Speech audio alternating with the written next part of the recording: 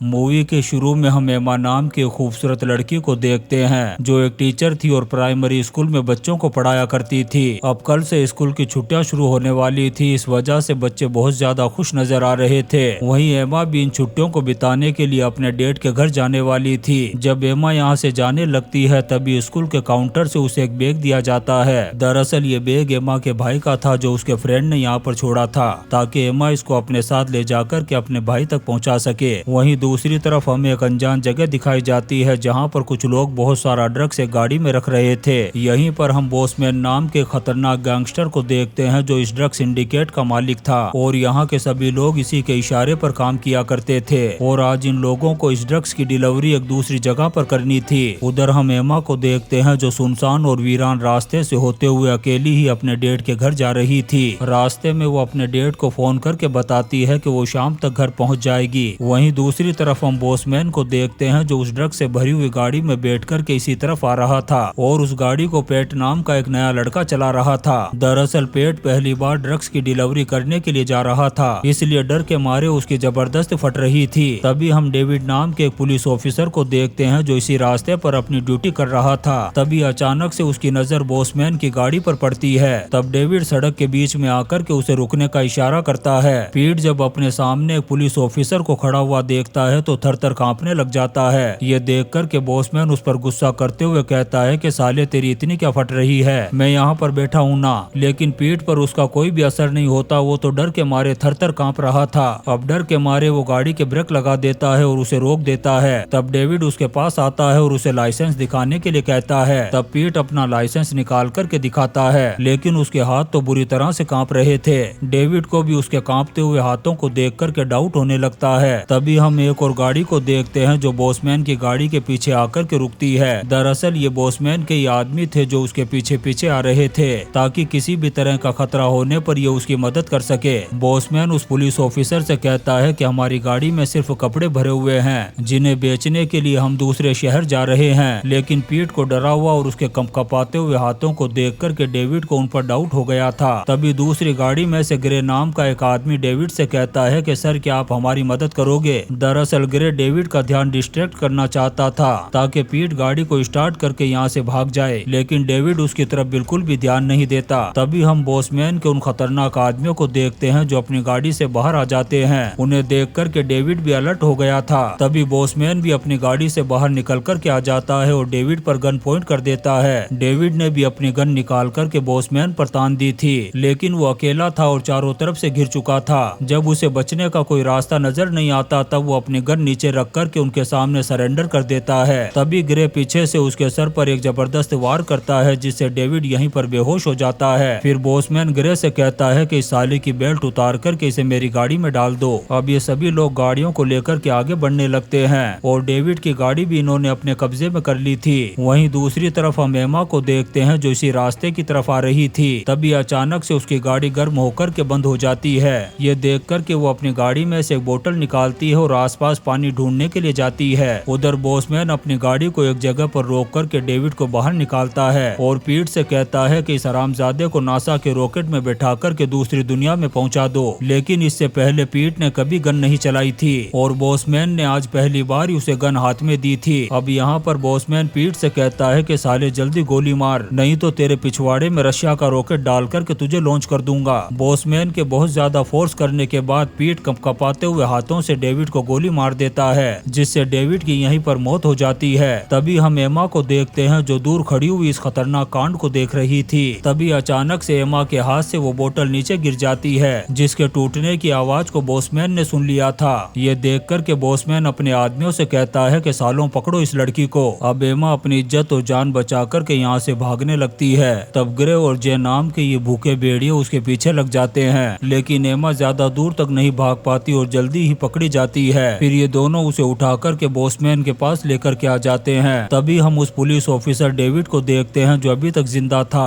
उसे होश आते ही वो धीरे धीरे अपनी गाड़ी की तरफ बढ़ने लगता है क्योंकि बॉबसैन और उसके आदमियों का ध्यान इस वक्त सिर्फ एमा पर था। ये वहशी भेड़िए एमा के साथ सामूहिक बलात्कार करने की खतरनाक प्लानिंग बना चुके थे। अब यहाँ पर बॉबसैन बोझ नाम के एक आदमी से कहता है कि ये लड़की अब तेरे हवाले है। तब बोझ उसे अपने साथ ले जाता है और डेविड के बेल्ट से हथकड़ी निकाल कर के उसे एक पाइप से लॉक कर देता है। अब वो एमा के साथ बलात्कार करने की कोशिश करने लगता है। तभी डेविड अपनी गाड़ी को स्टार्ट करके यहाँ से भागने लगता है। ये देखकर के बाज और वो सारे आदमी डेविड का पीछा करना शुरू कर देते हैं और इसी चक्कर में बाज के हाथ से वो चाकू वहीं पर गिर जाता है। उधर बाज अपनी गाड़ी से गन निकाल करके डेविड के पीछे भाग रहा था। तभी एमा डेविड के बेल्ट को देखती है जो उसके पास ही पड़ा हुआ था और उसमें उस हथकड़ी की चाबी भी लगी हुई थी। उधर वो सभी लोग डेविड का पीछा कर रहे थे, लेकिन डेविड तो अपनी गाड़ी की स्पीड बढ़ा करके इनसे बहुत दूर निकल चुका था। तभी बॉसमैन पहाड़ी की एक चोटी पर चढ़ जाता है और डेविड पर निशाना लगा करके गोली चला देता है। अब वो गोली सीधे डेविड को जाकर के लगती है, जिससे उसका वहीं पर काम तमाम हो जाता है। उधर एमा किसी तरह से उस बेल्ट को उठा लेती है और उसमें से चाबी निकाल करके अपने आप को आजाद कर लेती है। फिर वो जल्दी से भाग करके उस चाकू को उठा लेती है जो बाज के हाथ से गिर गया था। वहीं दूसरी तरफ बॉसमैन पीट से कहता है कि ये पुलिस वाला हमारे लिए खतरा बन चुका था, इसलिए इस हरामजादे का विकेट गिराना जरूरी हो गया था। इसके बाद वो पीट से कहता है कि इस पुलिस वाले की गाड़ी को उठा करके ले चल। फिर बाज से कहता है कि उस लड़की का भी काम तमाम कर दो, क्योंकि उसने हमें उस पुलिस वाले को मारते हुए देख लिया था। उधर एमा भागते हुए अपनी गाड़ी तक पहुंच चुकी थी। वो गाड़ी में से अपना फोन और अपने भाई के बैग को निकाल करके फिर से भागना शुरू कर देती है। उधर बाज जब उस जगह पर पहुंचता है तो वहां पर उसे एमा नहीं मिलती। खाली हथकड़ी को देख करके वो समझ जाता है कि वो यहाँ से भाग चुकी है। वो बॉसमैन के पास आकर के उसे सारी बात बताता है। तब बॉसमैन गाड़ी में से रेडियो निकाल करके सबको देता है और कहता है कि हमें अलग अलग होकर के उस लड़की को ढूंढना होगा। वो साली किसी भी हालत में यहाँ से जिंदा बच कर के नहीं जानी चाहिए। अब इधर ग्रे और जे गाड़ी में बैठ कर के एमा को ढूंढने वाले थे।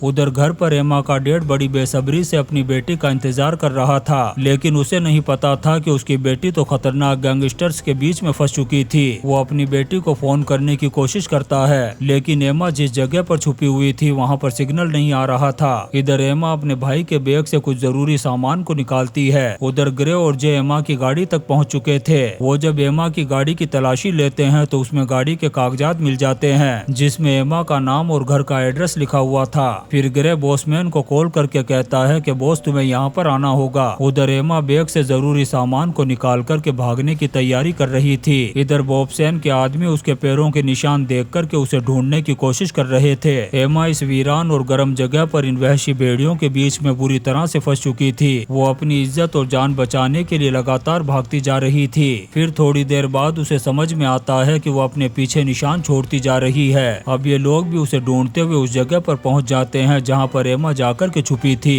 इसके बाद मैन नाम का एक आदमी अपने साथियों से कहता है कि वो भूखी और प्यासी होगी, इसलिए वो जरूर पानी ढूंढते हुए उसके पास पहुंचेगी, इसलिए हमें भी पानी ढूंढना होगा और वो लड़की अपने आप हमें मिल जाएगी। अब ये लोग उसके पैरों के निशान को देखते हुए उसी तरफ जाने लगते हैं। थोड़ी दूर जाने के बाद ये लोग देखते हैं कि पैरों के निशान तो 3 दिशाओं में जा रहे थे, जिससे ये समझ जाते हैं कि वो लड़की बहुत ज्यादा चालाक है। उसे पता चल चुका है कि हम लोग उसका पीछा कर रहे हैं। ये निशान उसने जानबूझ करके बनाए हैं ताकि हम उसके पीछे ना आ सके। अब इस चीज को देख करके बॉसमैन अपने आदमियों से कहता है कि बाज और मैन एक दिशा में जाएंगे और ग्रे और जे ये दूसरी साइड जाएंगे और जो तीसरी साइड है इस तरफ में और पीट उसे ढूंढेंगे। इसके बाद ये दो का ग्रुप बना करके तीनों दिशाओं में चले जाते हैं। उधर एमा पानी के पास पहुँच करके उसे एक बोतल में भर लेती है। तभी बाज और मैन एमा को देख लेते हैं। अब यहाँ पर मैन एमा के बारे में बॉसमैन को बताना चाहता था, लेकिन बाज उसे मना कर देता है और कहता है कि इस लड़की का शिकार मैं करूंगा, क्योंकि बॉसमैन ने इस लड़की को मेरे हवाले किया था। अब वो चुपके से एमा के पास जाकर के उस पर गन पॉइंट कर देता है। अब वो एमा के साथ बलात्कार करने की कोशिश करने लगता है। तभी एमा अपना चाकू निकाल करके उसके पेट में घुसा देती है और कहती है कि हरामजादे, नासा के रॉकेट में तेरी सीट कंफर्म हो गई है, इसलिए उसमें बैठ करके दूसरी दुनिया में पहुंच जा। फिर एमा उसे कहती है कि हरामजादे, तुम लोगों ने मुझे मामूली लड़की समझने की बहुत बड़ी गलती कर दी है। फिर एमा उसे कहती है कि साले गेंडे की औलाद, मैं तो स्पेशल फोर्स के कमांडो जॉन की बेटी हूँ, क्योंकि मेरे डैड ने मुझे बचपन में ही कमांडो की ट्रेनिंग दे दी थी। अगर मैंने तुम लोगों की माँ बहन एक नहीं कर दी तो मेरा नाम भी एमा नहीं। यहाँ पर हमें पता चलता है कि एमा एक खतरनाक और ट्रेंड कमांडो थी। दरअसल एमा को बच्चों से बहुत ज्यादा प्यार था, इसलिए वो प्राइमरी स्कूल में रह करके उनको पढ़ाया करती थी। उधर वो दूसरा आदमी मैन जब देखता है कि बाज कहीं भी नजर नहीं आ रहा, तब उसे डाउट होने लगता है कि कहीं उस लड़की ने उसकी माँ बहन तो एक नहीं कर दी। अब वो बॉसमैन को रेडियो पर सारी बात बताने लगता है। तब एमा भी बाज के रेडियो पर उसकी सारी बातें सुन लेती है। फिर वो बाज बाज की गन और रेडियो को उठा करके यहाँ से भाग जाती है। फिर थोड़ी ही देर में मैन भी बाज की लाश तक पहुँच जाता है। जब बॉसमैन को बाज की मौत के बारे में पता चलता है तब वो अपने आदमियों को लेकर के उस तरफ आने लगता है। उधर एमा भी अपनी पूरी ताकत के साथ यहाँ से भाग रही थी। मैन भी उसको पकड़ने के लिए उसके पीछे भाग रहा था। उधर बॉसमैन अपने आदमियों के साथ बाज की लाश तक पहुँच जाता है। अब बॉसमैन को छोड़कर के उसके सारे आदमी उस कुएं के पानी को पी लेते हैं। उधर मैन एमा के पैरों के निशान को देखते हुए उसका पीछा कर रहा था। जब निशान खत्म हो जाते हैं तब वो वहीं पर खड़ा होकर के ऊपर की तरफ देखता है। तभी एक पत्थर आकर के उसके ऊपर गिरता है, जिससे वो वहीं पर जख्मी होकर के ढेर हो जाता है। दरअसल ये पत्थर एमा ने ही फेंका था।